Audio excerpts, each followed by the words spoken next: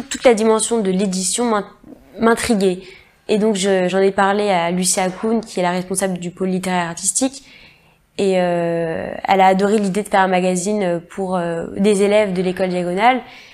Et donc ça s'est lancé, on en a discuté, on a acheté des magazines pour trouver des inspirations, et c'est parti, quoi. Bonjour à tous, je m'appelle Lou et je suis en train de fonder le magazine des élèves de l'école Diagonale, qui s'intitule Les Cris. Alors pourquoi les cris? Eh bien d'après moi, quand un artiste accomplit un projet, il pousse un cri. Autrement dit, il va traduire son vécu, ses histoires en une œuvre artistique. Idem pour le sportif, qui lui va donner toute sa rage, toute son énergie, toute sa puissance dans son sport fétiche. Pourquoi un magazine? Eh bien le but c'est de voir à travers chaque page les cris que poussent les artistes et les sportifs.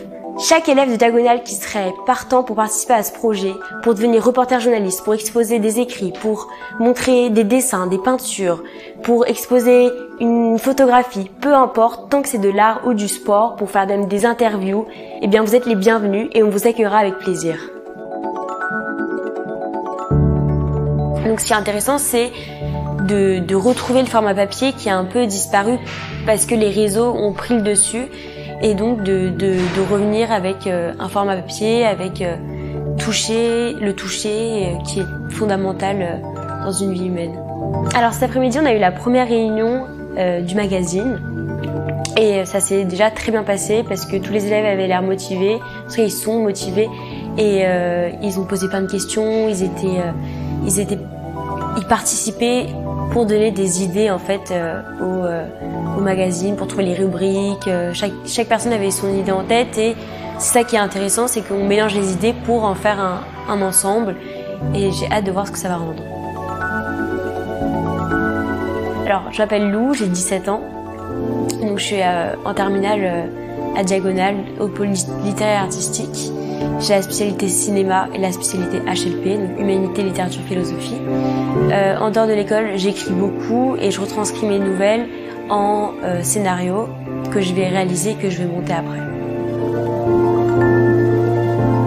Pour les parents qui voient pas le talent qui est caché chez leur enfant, grâce à ce magazine, ils pourront remarquer en fait que ils pourront découvrir leur enfant. Donc oui, les adultes ont le droit de le lire.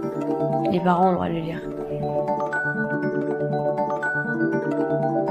Mon rêve, c'est que le magazine il perdure pour le reste des temps et juste le fait d'en être la fondatrice de ce magazine, c'est révélateur chez moi parce que ça fait du bien, c'est gratifiant et le fait que l'idée plaise, ça fait juste tout simplement du bien au moral. Et donc vraiment mon rêve, c'est de le voir perdurer, même si j'y participe plus, c'est qu'on me l'envoie et de le recevoir avant chaque vacances pour avoir quelque chose à lire et des bons souvenirs à retrouver dans ce magazine.